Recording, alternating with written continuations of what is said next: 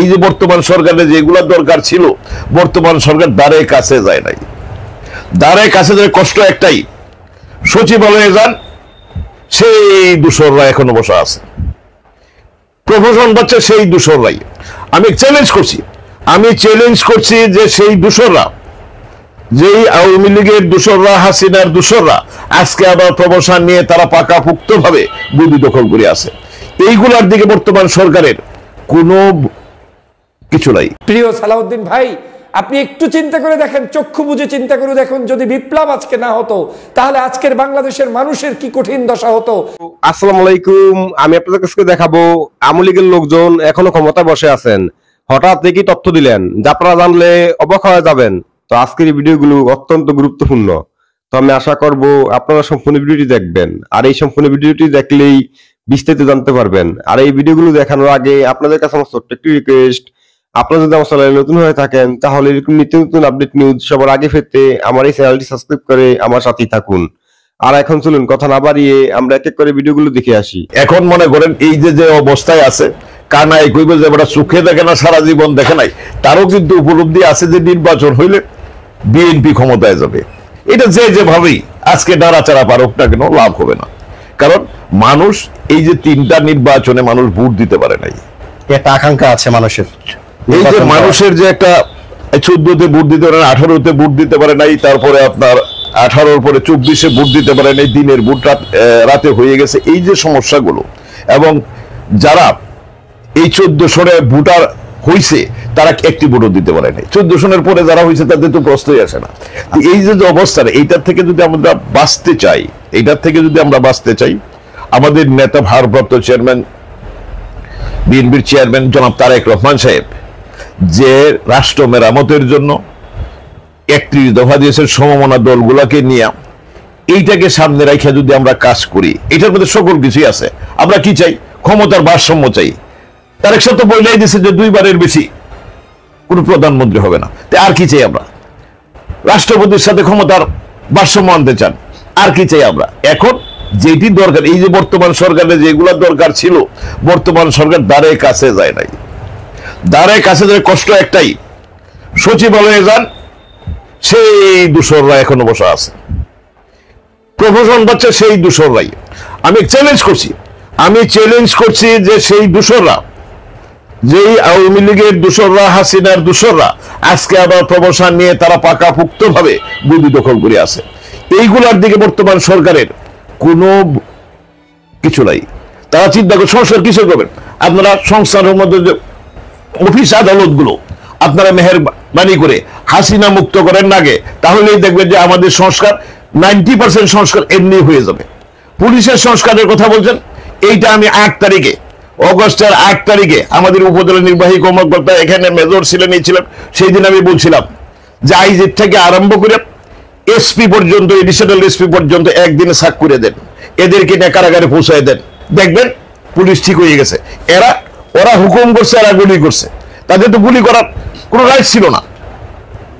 এই যে বন্দুক 303 আমি মুক্তিযুদ্ধ চালাইছি, কারণ এই যে অবস্থাটা, কিন্তু আপনারা সিপাহীর উপরে সিপাহীদেরকে শপথ করাই দেন না নতুন করে যে আমরা হারাম কাজ করবো না, হারাম কাজ তো সিপুরটা করে, এটাই শুনবে তারা। এই কথাটা বারবার বলা সত্ত্বেও কিন্তু সেই দিন কোনো জবাব পাই নাই। এইখানে আরেকটা রুহু কাজ করে, সেটা কি? যে আমরা নাকি হিন্দুদের উপরে অত্যাচার করি, অর্থাৎ এদের উপরে অত্যাচার করি।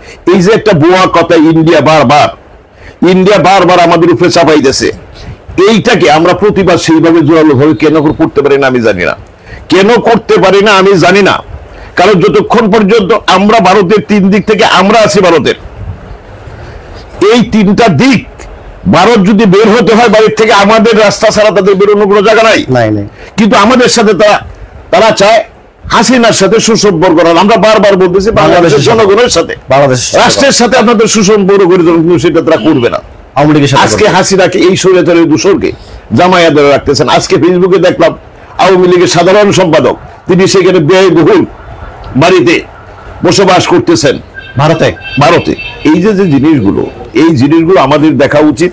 আর সর্বশেষে যে কথাটা আমি বলতে চাই, বাংলাদেশের জনগণ নির্বাচন চাই, নির্বাচনের কোনো বিকল্প নাই। আর আমি অনুরোধ করব, এখন যে সমস্ত রাজনৈতিক দলের নিবন্ধন আছে, আগামী জাতীয় সংসদ নির্বাচনে প্রত্যেকেই তো আমরা মেনু ঘোষিত দিয়ে নির্বাচন করি, আমি নির্বাচিত হইলে এই কাজগুলো করব। যারা এনসিপি নতুন দল করছেন, আপনারা দেশ বদলাইতে চান, দেশের নাম পরিবর্তন করতে চান, আপনারা সেকেন্ড রিপাবলিক করতে চান, আপনারা মেহেরবানি করে আপনাদের ম্যানিফেস্টোতে এইগুলা দেন। ইসলামিক দলগুলো কেউ ইসলামিক রাষ্ট্র করতে চান, আপনারা মেহেরবানি করে এইটা দেন যে আমরা কোরআনের আইন কায়েম করব, এরকম একটা ম্যানিফেস্টোতে আপনারা আসেন না ভোটে। জনগণ কি যদি চায়? জনগণ আপনাদেরকে ভোট দেয় আমরা ওয়েলকাম। কিন্তু এই যে বাহির থেকে বক্তৃতা দেয়া, রসালো বক্তৃতা দেয়া, আপনারা জনগণকে ডাইভার্ট করার চেষ্টা করেছেন। হাসিনা যেমন মনে করেন লাঠি বেড়েছে, এখন আপনারা উস্কাইয়ে দিচ্ছেন, এই উস্কানিতেও লাভ হবে না। এইটা জিনিস যেটা দেখেন যে তারেক রহমান একজন বিজ্ঞ রাজনীতিবিদ, তার সাথে বাংলাদেশের কোন রাজনীতিবিদের তুলনা হয় না, এটাই আমি বলবো। এই কারণে যে তিনি এই পর্যন্ত যে কথাগুলো বলেছেন, প্রত্যেকটা কথা মানুষের মনে গিতে গিয়েছে। মানুষ চায় কবে নির্বাচনটা হবে, মানুষ চায় কবে তারেক রহমান সাহেব বাংলাদেশে আসবেন। দেখেন, মিথ্যা মামলা দিয়ে আল্লাহ যে আছে, অস্বীকার করার কিন্তু কোনো উপায় নাই। যারা অস্বীকার করে তারা কাফের। এই যে দীর্ঘ একটা সময় গেল, তারেক সাহেবের বিরুদ্ধে এতগুলো মামলা দিছিলেন, আমাদের নেত্রী দেশ নেত্রী বেগম খালেদা আফুসির নেত্রী, তার বিরুদ্ধে এতগুলো মামলা দিচ্ছেন, যে টাকা এখন 3 গুণ 4 গুণ টাকা হয়ে গেছে, এরকম একটা মামলা দিয়ে হাস্যকর মামলা। দেশের প্রধানমন্ত্রী 1 কোটি 2 কোটি টাকা দেশের প্রধানমন্ত্রী চুরি করে, এটা কখনোই আশ্চর্য ব্যাপার। আর হাসিনা কত লক্ষ কোটি টাকা প্রচার করেছে, এটা শেষ নাই। আচ্ছা আঙ্কেল, আমরা এখন নেক্সট একটা কোশ্চেনে যাই, যেটা আপনার জিনিসগুলো আমার কাছে ভালো লাগলো। সেই বিষয়টা হচ্ছে সারা বাংলাদেশে 5ই আগস্টের পর আওয়ামী লীগ সরকার যেভাবে পালিয়ে চলে গেছে, এবং অনেক জায়গায় আওয়ামী লীগরা মানে তারা ক্ষতিগ্রস্ত হয়েছে এবং তাদেরকে মারা হয়েছে, মামলা মোকদ্দমা দেওয়া হয়েছে। আপনি একজন ক্লিন ইমেজ, একজন বিএনপির নেতা এবং কেন্দ্রীয় নেতা। আমরা ছোটবেলা থাকতে আপনার এই আদর্শগুলো দেখেছি, কিন্তু আপনার এলাকায়, এই ফুলপুর তারাকান্দা এলাকায়, আপনার এলাকায় তেমন কোন মানুষকে আপনি মামলা হামলা করেন নাই, বিশেষ করি মামলা হামলা আপনি কাউকে করেন নাই বা ক্ষতিগ্রস্ত আপনি করেন নাই, যেখানে ভারপ্রাপ্ত চেয়ারম্যান জনাব তারেক রহমান সাহেব বলেছেন কাউকে যেন হয়রানিমূলক মামলা বা ক্ষতি করা না হয়, আপনি সেটাই পালন করলেন। কিন্তু অন্যান্য এলাকায় কিন্তু অনেক মানুষের ক্ষয়ক্ষতি করছে। কিভাবে মানবিক যে দৃষ্টিটা আপনাকে বলে শুনেন, আমি একজন মুক্তিযোদ্ধা। 71 সনে যখন আমরা যুদ্ধ করছি, যুদ্ধ করার পরে দেশটা যখন স্বাধীন হয়েছে, স্বাধীন হওয়ার পরে এখানে মুসলিম লীগ ছিল বা জামাতে ইসলাম ছিল, এরা ছিল, প্রত্যেকে কিন্তু যেটা আমরা যেভাবেই বলি এটা কিন্তু এই দেশের নাগরিক। জি, এই দেশের নাগরিক। ভুল কারা করছে? নেতারা করছে, নেতাদের বিচার হোক। সাধারণ মানুষ যারা, আমি আওয়ামী লীগের যেসব নেতৃবৃন্দ এখনো মামলা হয় নাই দেখে যে এই ক্রিমিনাল অফেন্সটা আরো 50 বছর 60 বছর পরেও হইতে পারবে। এখন যে মামলা যেগুলা হইতেছে, মামলা হওয়ার পরে মিথ্যা মামলা হয়েছে, ভালো কথা। যারা আজকে টক শোতে অনেকেই শুনে যে মিথ্যা মামলা হয়েছে, আসামি 200 300 400 দিছে। আরে বাবা, 400 দিছে কি? মিছিল থেকে গুলি হয়েছে, আমাদের মিছিলে গুলি করছে 200-300 লোক। অজ্ঞাতনামা, প্রত্যেকের বাপের নাম, মার নাম, তার আরো আর সিএস কি আমরা জানি নাকি? অজ্ঞাতনামা দেওয়া হয়েছে, যদি যেগুলো দেওয়া হয়েছে। এখন যারা ইনভেস্টিগেশন করবে, তদন্ত করবে, তাদের দায়িত্ব হলো সেইগুলো খুঁজে বাই করা, যারা অপরাধী, যারা নিরপরাধ তাদেরকে বাদ দেওয়া। কিন্তু এই জিনিসটা আমরা বলি যে 300-400 নামের দিয়ে দিছে, 300-400 নামের আসামি দিলেই যে মামলার মেরিটটা নষ্ট হয়ে গেছে, এরকম তো কিছু না। কিন্তু যে জিনিসটা সরকারের দরকার উচিত, সরকার যেগুলো করা উচিত, তড়িৎ গতিতে করা উচিত ছিল। আওয়ামী লীগের যে সমস্ত এমপি মন্ত্রী যারা ছিল, কয়জন অ্যারেস্ট হয়েছে? খুব অল্প সংখ্যক অ্যারেস্ট হয়েছে। মাসে একটা করে এমপি কই থেকে খুঁজে না অ্যারেস্ট করে, কেন রে বাবা? অসংখ্য। এটা তো কারো বলতে হয় না। এখনো তো যেহেতু এই যে আমরা এই যে মোবাইলের বদৌলতে আমরা সেগুলো, এই যে ফুলপুরে অ্যারেস্ট হয়েছে, কি একটা নাম ছিল, সে জামিনে পাইছে, জামিনে পাওয়ার পরে আবার তাকে কিভাবে অ্যারেস্ট করছে জানি না, এখন কি অবস্থায় তার অবস্থা আছে। তাদেরকে ছাইরা দেওয়া হয়েছে না, একজনকে নাকি শুনছি ছাইরা দেওয়া হয়েছে, যার নাকি ফুটেজটা এখন আছে ব্রিজের কাছে, ফুটেজ ছেড়ে দিছে। আমরা এর জন্য প্রতি বলি না, কারণ বললে লাভ নাই, কারণ এখনো বিচার পাওয়ার মতো সুযোগ হয়ে আসে নাই, এইটা হবে যখন একটা গণতান্ত্রিক সরকার আসবে, সেই গণতান্ত্রিক সরকারের পক্ষেই সম্ভব। আর হাসিনার বিচার সময়ের ব্যাপার। হাসিনার বিচার সময়ের ব্যাপার, আওয়ামী লীগের নেতাদের বিচার সময়ের ব্যাপার। এই যে কোটি কোটি আওয়ামী লীগের যেসব নেতাদেরকে ইতিমধ্যে অ্যারেস্ট করা হয়েছে, বাড়ি তল্লাশি করা হয়েছে, মনে হইতেছে যে এখানে তাদেরকে একটা মিনি ব্যাংক, প্রত্যেকটা বাড়িতে একটা করে, প্রত্যেকটা বাসায় একটা করে ব্যাংক ছিল। আরো তো রাগা বল আছে। আর কিন্তু না, রাঘব বল যারা আছে, এখন আমি যেটা শঙ্কিত, বর্তমান তত্ত্বাবধায়ক অন্তর্বর্তীকালীন সরকার তারা নিজেদেরকে ক্লিন ইমেজের, আমরা হ্যাঁ অস্বীকার করি, আমরা আমাদের যে অন্তর্বর্তীকালীন সরকারের প্রধান আছেন ডক্টর ইউনূস স্যার, উনাকে আমি সম্মান করি। উনার একার পক্ষে সকল কিছু করা সম্ভব নয়, সকলকে উচিত, উনার উচিত উনার এই যে পরিষদটা আছে, পরিষদটা রিসাবলিং করা, ওনার একেবারে এখন একটা সময়ের দাবি হয়ে যায়। যে কয়দিন আছেন, এই কয়দিনের মধ্যে এইগুলো পরিবর্তন ওনার করা প্রয়োজন। কারণ আমরা যত ভাবি, যত কিছু করি না কেন, এইগুলা যদি না করা হয় তাহলে দেশ আগাবে না। এই যে এখন অনেকেই চুপ করে থাকি, অনেকেই কথা বলি না, না বলতে বলতে কিন্তু না বলার প্রবণতাটা বাইরে যখন যাবে তখন কিন্তু আমরা ধ্বংসের দিকে যাব। তবে আমি অনুরোধ করব আমাদের নেতা, বিএনপির ভারপ্রাপ্ত চেয়ারম্যান যে 31 দফা রাষ্ট্র মেরামতের জন্য দিয়েছেন, এইটাকে সামনে রেখে আরো যারা যারা এইরকম ভাবে দফাগুলা দেয়, এই কয়টা দফা দিয়া এই সকল দফাগুলা নির্বাচনের, প্রত্যেকের রাজনৈতিক দলের ম্যানিফেস্টোতে নিয়ে নির্বাচনের মাধ্যমে যদি সরকার গঠন হয়, এই দেশটা এগিয়ে যাবে। তা না হইলে এই যে ভারত কিন্তু এখন উপলব্ধি করতেছে, বাংলাদেশের সাথে বিরোধিতা করলে আমরা বাংলাদেশের মানুষ কিন্তু না খেয়ে মরবো না, এটা কিন্তু গ্যারান্টি ভারতকেই কিন্তু মাসুল দিতে হবে। হ্যাঁ, ভারতকেই কিন্তু এটা মাসুল দিতে হবে। এই কথাটা কিন্তু আমি একজন মুক্তিযোদ্ধা হিসেবে, কারণ ভারতের অনেক দেরাদুন শহরে ট্রেনিং করছি, কিন্তু দেখছি যে ভারতের আচরণ, আমরা হ্যাঁ আমাদেরকে তারা সাহায্য করেছেন স্বাধীনতা সংগ্রামে, তবে একেবারেই যে নিঃস্বার্থভাবে করছেন এইটা বলা যাবে না। তাদেরও একটা স্বার্থ ছিল, এটা কিন্তু অস্বীকার করার উপায় নাই। তাদের রাষ্ট্রীয়ভাবে তাদেরও একটা স্বার্থ ছিল, কিন্তু আমাদের স্বাধীনতা সংগ্রামকে কুলুষিত করার জন্য, ক্রেডিট নেওয়ার জন্য তারা অনেক কিছু করেছেন। সেইগুলো দিকে আমরা এখন অন্যদিকে যাই। আমাকে আর ছোট দুইটা প্রশ্ন আপনাকে করব, যে আওয়ামী লীগ সরকার থাকা অবস্থায় বিএনপি নেতাকর্মীদের উপরে অত্যাচার, নিপীড়ন, নির্যাতন, মিথ্যা মামলা দিয়ে, মানে হাজার হাজার লক্ষ লক্ষ মানুষকে মিথ্যা মামলা দিয়েছে, হাজার হাজার মানুষকে তারা জেল খাটিয়েছে, তাদেরকে জামিন দেওয়া হয় নাই, কন্টিনিউ তাদেরকে জেলে আটকে রাখা হয়েছে। কিন্তু যখন এই দেশের পরিস্থিতি চেঞ্জ হলো, এবং আওয়ামী লীগ সরকার কিন্তু বলেছিল, যে ওবায়দুল কাদের সাহেব সাধারণ সম্পাদক, যে আওয়ামী লীগ সরকার যদি পতন হয়, এক রাত্রে তাদের 10 লক্ষ 20 লক্ষ লোককে আওয়ামী লীগের নেতাকর্মীদেরকে হত্যা করা হবে। যে এই যে পরিস্থিতি চেঞ্জ হলো, এরকম তো কোনো কয়েকশো লোক কাউকে হত্যা করা হয়। তাহলে এইসব যে নোংরা রাজনীতি বক্তব্য দিয়ে মানুষকে, হয়তো বিএনপিকে তারা টার্গেট করছে, যে বিএনপি ক্ষমতা আসলে তাদেরকে লক্ষ লক্ষ মানুষকে হত্যা করবে, আপনারা তো কাউকে হত্যা করলেন না। দেখেন, এই বিষয়ে আপনারা জনগণকে আমরা বার্তা দিতে চাই, এইটা আওয়ামী লীগ তাদের নেতা কর্মীদেরকে উজ্জীবিত রাখার জন্য, কারণ আওয়ামী লীগের শেষ সময়ে এমন একটা অবস্থা হয়েছে, আওয়ামী লীগও চায় নাই যে ক্ষমতায় থাকুক। আওয়ামী লীগের সাধারণ নেতা কর্মীরা সেটাও কিন্তু তারাও বুঝে গেছিল যে আর আওয়ামী লীগের সময় নাই, তারাও কিন্তু চাইছে যে আওয়ামী লীগ ক্ষমতায় যেতে। তখন এই আওয়ামী লীগের নেতা কর্মীদেরকে ঠিক রাখার জন্য ওবায়দুল কাদের সাহেব এরকম কথা, উদ্ভট কথা বলছেন, এটা অস্বীকার করার কোনো উপায় নাই। তবে আমরা যেটা মনে করি, আমাদের মাননীয় এই যে আইন উপদেষ্টা মহোদয় বলছেন যে মামলাগুলো অনতি বিলম্বে আমাদের মামলাগুলো উড্রু করবেন, রাজনৈতিক মামলাগুলো, কিন্তু এটা লক্ষণও দেখতেছি না। এটা অনতি বিলম্বে এই মামলাগুলো প্রত্যাহারিত হওয়া উচিত। কোন ধরনের মামলা কথা বলেন? এই যে যেগুলো রাজনৈতিক মামলা বর্তমানে, না বর্তমানে, আগে বিএনপি এখন অবাস্তব মামলা একটা নাই। এখন তো মামলা যেগুলা করছে, হয়তো মনে করেন আমি একটা মামলা করলাম, কিন্তু ভিকটিমের যারা স্বজন আছে তারাও কিন্তু মামলা করছে। এই দুইটা মামলা একত্রিত করে যখন আমি একটা মামলা করলাম, আপনি ভিকটিমের ফাদার, আপনি একটা মামলা করলেন, আমি একজন, আমার রাইট আছে মামলা করার জন্য, যে কোনো মামলা যে কেউ ইনফরমেশন দিতে পারে। আমি বাদী হয়েছি, দেখি যে মামলা সবকিছু না, দুইটা মামলা একত্রিত করে তদন্ত করলেই তো সমস্যার সমাধান হয়ে যায়।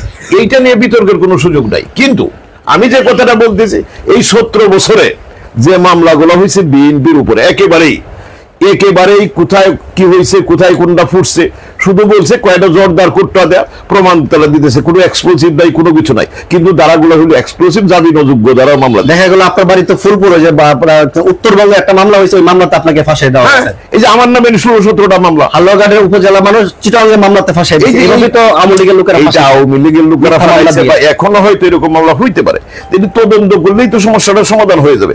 কিন্তু আমরা গোড়ায় কিছুটা শুধু গাছের আগায় দিয়ে ফল পারতেছি, এইটাতে কিছু কাজ হবে না। তবে সব শেষ কথাটা হলো গণতান্ত্রিক সরকার ছাড়া এর বিকল্প কোনো কিছু আসবে না। তবে আমি আবার সর্বশেষ অনুরোধ করব যে এই আগামী জাতীয় সংসদ নির্বাচনে সকল দলেরই উচিত প্রার্থীদের মূল্যায়ন করা। যদি সঠিক প্রার্থী রাজনৈতিক দলগুলা দিতে না পারে, তাহলে দেশের জন্য মঙ্গল বয়ে আনবে না। কারণ আজকে যারা ক্লিন ইমেজ করে চিৎকার পারতেছে, তাদেরকে পরীক্ষা নিরীক্ষা করা হোক। পরীক্ষা নিরীক্ষা হয় সত্যি অর্থাৎ যারা ক্লিন ইমেজ এখন। আর যারা আওয়ামী লীগকে প্রশ্রয় দিচ্ছে, আওয়ামী লীগ অনেক কমিটিতে দেখা যাচ্ছে 31 জনের কমিটি হলে 10 জনে আওয়ামী লীগের নাম ধরে আগে যে কমিটিতে ছিল, তারা যে নাম্বারে ছিল, বিএনপির কমিটিতে এই নাম্বারেই তারা সদস্য হয়ে যাচ্ছে। কাজে এই যে অবস্থাটা, এই অবস্থাটার আমরা চাই আমাদের চেয়ারম্যান, আমাদের ভারপ্রাপ্ত চেয়ারম্যান এই বিষয়টা দেখবেন। আমরা শুধু বিবৃতিতে দেখি, আমরা দেখেন এই যে একটা বড় দল চাঁদাবাজির কথা বলে দেখবেন, আমাদের ভারপ্রাপ্ত চেয়ারম্যান মহোদয় অনেককেই বহিষ্কার করছেন। এই বহিষ্কার কত উনি করবেন? আমাদের তো যে অবস্থাটা সৃষ্টি হচ্ছে, আমি আমার ফুলপুর তারাকান্দায় খোঁজ নিয়ে আপনারা দেখেন, সাধারণ মানুষের কাছে গিয়ে দেখেন কারা চাঁদাবাজ, কারা দখলদার, কারা স্মাগলিং করতেছে, সবাই জানে। আচ্ছা, আমি আরেকটা, আমরা শেষ কোশ্চেনের দিকে চলে যাচ্ছি। আপনি বললেন যে এখানে বিএনপি ভারপ্রাপ্ত চেয়ারম্যানের দৃষ্টি আকর্ষণ করছেন যাতে বিএনপির কোন কমিটিতে আওয়ামী লীগের লোকরা যেন না ঢুকতে পারে। তো আপনি একজন কেন্দ্রীয় লিডার হিসেবে আপনার এলাকায় কি ধরনের কোনো ঘটনা ঘটছে, অপ্রীতিকর ঘটনা, যে বিএনপির কোন কমিটিতে আওয়ামী লীগের স্থান আপনি নিজে দিয়েছেন কিনা, বা আপনি তদন্ত করেছেন কিনা, আপনার এলাকায় এগুলো হচ্ছে কিনা? এক সেকেন্ড যদি আমাকে সময় দেন, তাহলে আমি একটা কাগজ দেখাই দিই, পেপার দেখাই। এটা আমরা পেপারটা আমরা লাস্টে ছবি দেখাই দেব, ছবি দেখাই দেব, সমস্যা আমরা মুখে বলেন। আমার এই যে ব্যাগের মধ্যে একটা আছে, আপনার এলাকায় কোন বিএনপির কোন কমিটিতে আওয়ামী লীগের কোন লোকের অবস্থান হচ্ছে কিনা? কারণ আপনি হচ্ছে, তাহলে তো এটা আপনার উপর দায়িত্ব আছে, এইটার প্রতিবাদ, এটা দায়িত্ব আপনার, কেন্দ্রীয় লিডার। এখানে পাওয়ার হিসাবে আপনার উপর সবকিছু আমার উপরে নেই। এইখানে যে জিনিসটা হচ্ছে, যেটা করা হচ্ছে, এইখানে আমাদের ময়মনসিংহ উত্তর জেলা বিএনপির একটা কমিটি ছিল। এই কমিটিটা অনেক আগের একটা কমিটি ছিল। সেই কমিটি আমরা বারবার পরিবর্তনের কথা বলছি, কিন্তু সেটা করা হয় নাই।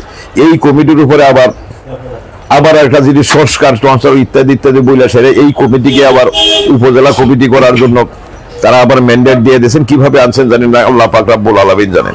তো আমি যে কথাটা বলতে চাই, এইটা যেহেতু সাধারণ মানুষের কথা, এটা আমার শুধু কথা না, আমি এখানে অনেক জিনিস আপনাদেরকে দেখাইতে পারি।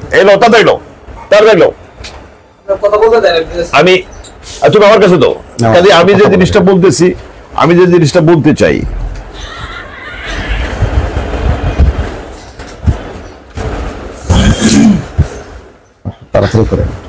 এই যে দেখেন অনেকের নাম আছে এই যেটাতে, এই যে কমিটিতে, এই যে দেখেন, এই যে অনুমোদিত উত্তর জেলা, হ্যাঁ এই যে আছে,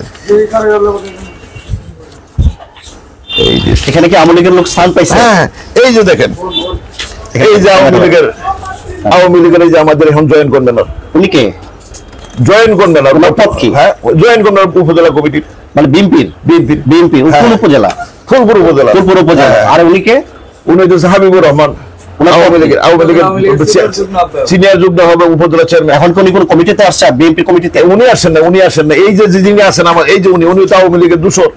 আচ্ছা, এই যে আসেন, এই যে ভদ্রলোককে আজকে সদস্য সচিব করা হয়েছে, কোন এলাকার? ফুলপুর উপজেলা বিএনপি সদস্য সচিব, আহ্বায়ক কমিটি। তার বিরুদ্ধে একটা মামলাও নাই, এটাও নাই। এই যে আওয়ামী লীগের সাথে আতাত করে চলছেন, আওয়ামী লীগ এই যে আওয়ামী লীগের চেয়ারম্যান তার সাথে আতাত করে চলছেন।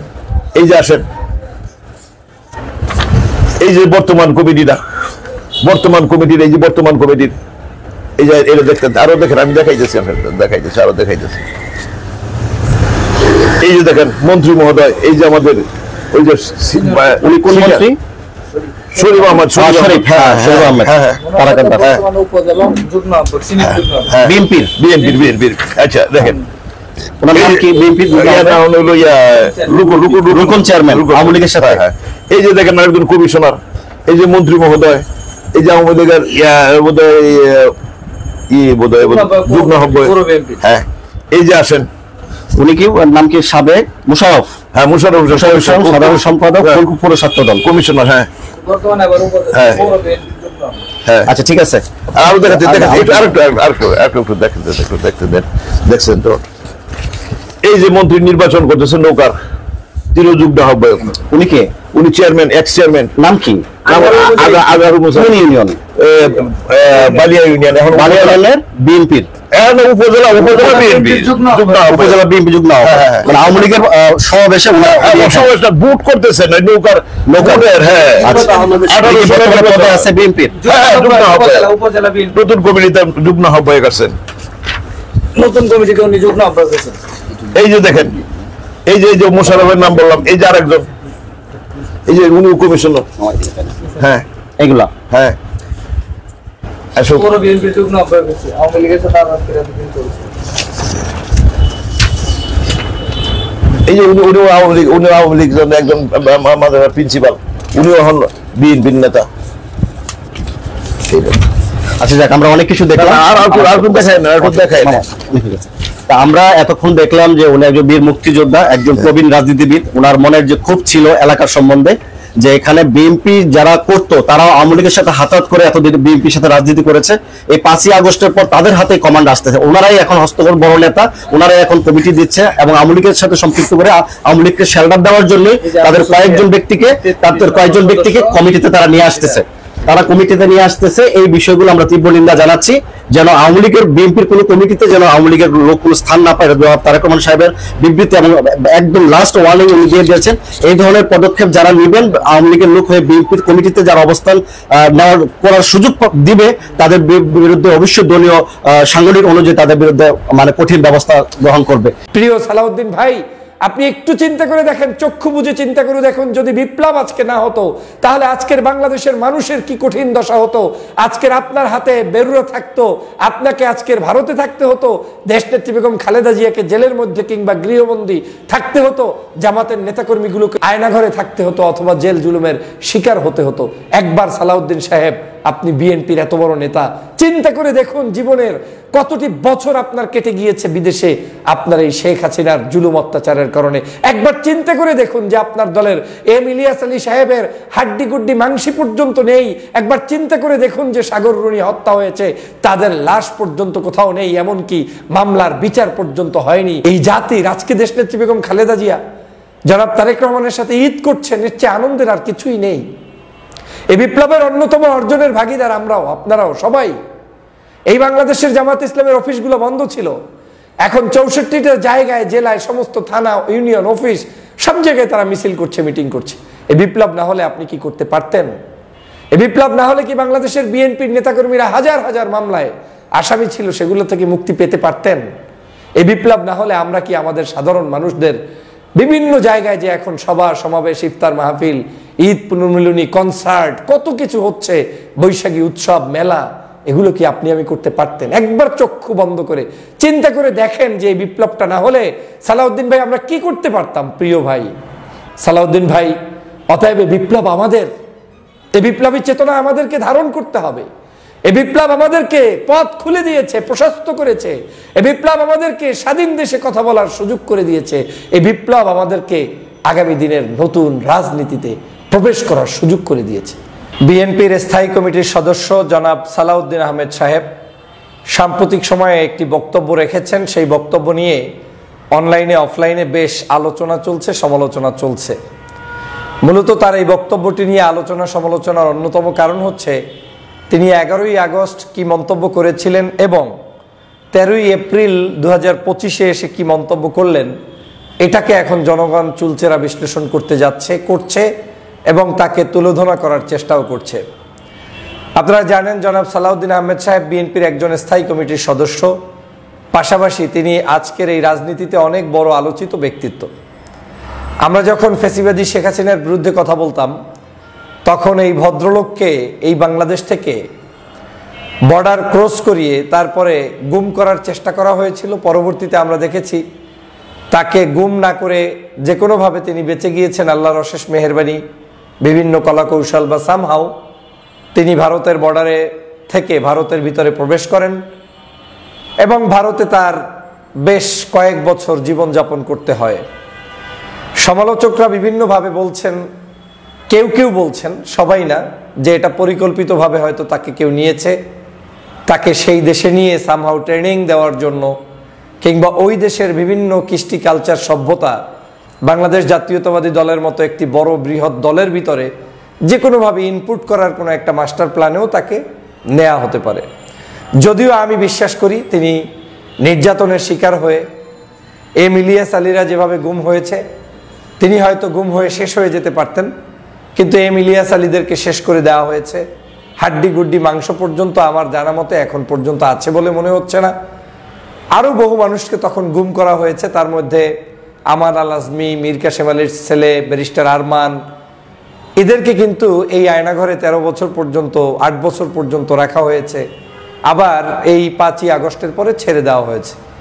সালাউদ্দিন সাহেবও তেমনিভাবে গুম হয়েছেন, কিন্তু তিনি বাংলাদেশেও থাকার সৌভাগ্য অর্জন করেন নাই। আয়নাঘরেও বাংলাদেশে রাখার মতো তাকে সেই সুযোগটা দেওয়া হয়নি, তাকে থাকতে হয়েছে পরবাসে। এবং তিনি পরবর্তীতে 5ই আগস্টের পরে বাংলাদেশে প্রবেশ করেন এবং বাংলাদেশে আগমনের পরেও বেশ কিছু আলোচনা সমালোচনা তার পক্ষে বিপক্ষে রয়েছে। তিনি ক্লিন ইমেজের রাজনীতিবিদ, তিনি রাজনীতিতে চেষ্টা করে যাচ্ছেন, বিএনপির একজন অবশ্যই আকর্ষণীয় নেতা। তার ব্যক্তিত্ব, তার সামাজিক বোধ, তার রাজনৈতিক জ্ঞান সবকিছু বিভিন্ন সময়ে অনেককে আকৃষ্ট করে, আবার অনেককে ব্যথিতও করে।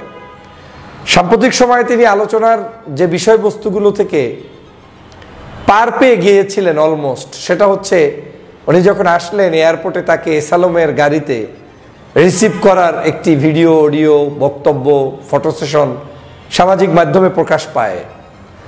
তখন কিন্তু এইটাকে ভুলবশত আখ্যা দেওয়া হয়েছে এবং তিনি সেটার জন্য জনগণের কাছে ব্যাখ্যা দেওয়ায় জনগণ সেটা এক প্রকার ভুলেই গিয়েছিল। কিন্তু গতকালকে তিনি একটি মন্তব্য করেছেন, তথা 13ই এপ্রিল যে মন্তব্যটি করেছেন, এই মন্তব্যের পরে আবার নতুন করে আলোচনায় এসেছেন আমাদের এই প্রিয় ভাই বিএনপির স্থায়ী কমিটির সদস্য জনাব সালাউদ্দিন আহমেদ সাহেব। তাহলে তিনি গতকালকের কি মন্তব্য করলেন? তিনি মন্তব্য করলেন, যদি কেউ এটাকে বিপ্লব বলতে চায় তাহলে আমি দুঃখ প্রকাশ করব, এটা কোনো সামাজিক বিপ্লব নয়। 13ই এপ্রিল 2025 সালে বলছে সালাউদ্দিন আহমেদ সাহেব যে এটা কোনো সামাজিক বিপ্লব নয়। এটাকে যদি কেউ বিপ্লব মনে করেন, বলতে চান, তাহলে সেটার জন্য সে দুঃখিত, দুঃখ প্রকাশ করছেন। একই ব্যক্তি জনাব সালাউদ্দিন আহমেদ সাহেব যখন 11ই আগস্ট 2024-এ বাংলাদেশে আসার পরে মন্তব্য করেছিলেন, সেটা হচ্ছে এরকম: 21 শতাব্দীর পৃথিবীতে এদেশে একটা নজিরবিহীন ছাত্র জনতার বিপ্লব হয়েছে। এই শতাব্দীতে এরকম বিপ্লব হয়নি। 21 শতাব্দীতে নজিরবিহীন বিপ্লব হয়েছে, ছাত্র জনতার বিপ্লব হয়েছে এই দেশে। এটা বলেছেন এই বিএনপির জনাব সালাউদ্দিন আহমেদ সাহেব 11ই আগস্ট 2024। তাহলে আগস্টের পরে কি কি মাস গেল? আগস্ট, সেপ্টেম্বর, অক্টোবর, নভেম্বর, ডিসেম্বর, জানুয়ারি, ফেব্রুয়ারি, মার্চ, এপ্রিল।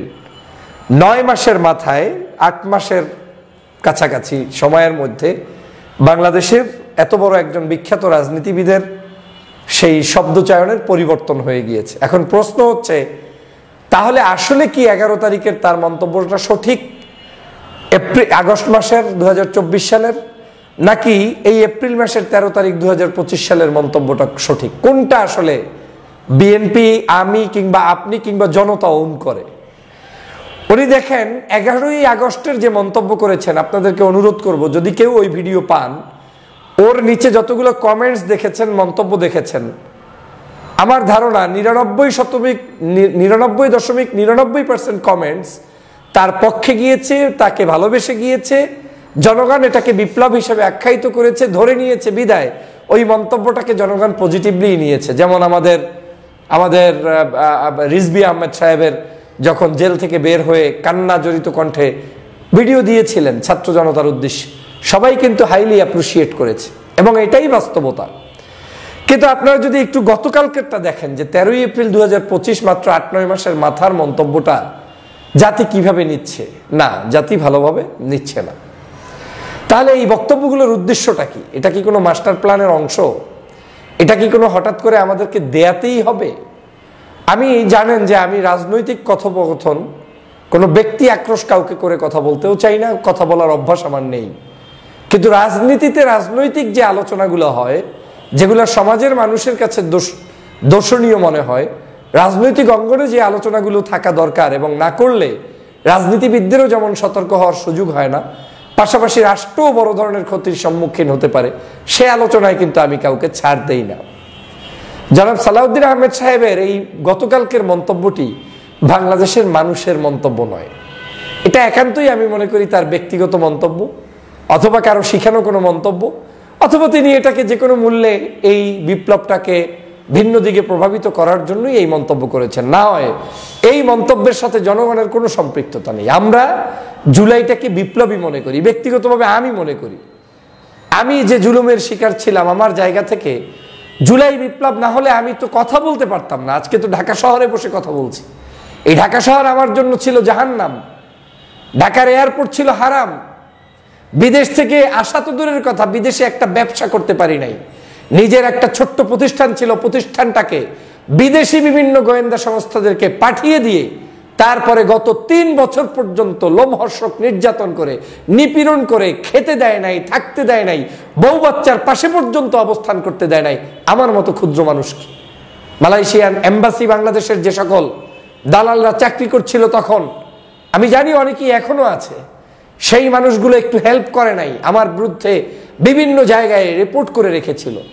সেই কষ্টের সময়ের দিনগুলো আমি এখনো জানি। হ্যাঁ, আমি এখনো কষ্ট করছি। আমার এই 5ই আগস্টের পরিবর্তনের পরে আমার লাইফের পরিবর্তন হয়েছে, আমি বাংলাদেশে আসতে পেরেছি। কিন্তু আমার লাইফে এর চেয়ে বড় কোনো পরিবর্তন হয়নি, হওয়ার জন্য কোনো ধরনের ইচ্ছাও নেই যেগুলো আমাকে ভিন্ন পথে করতে হবে, ইলিগালি করতে হবে, এই ইচ্ছা আমার নেই। আমি বাংলাদেশে আসে স্বাধীনভাবে কথা বলতে পারছি, এটাই আমার জীবনের বড় অর্জন।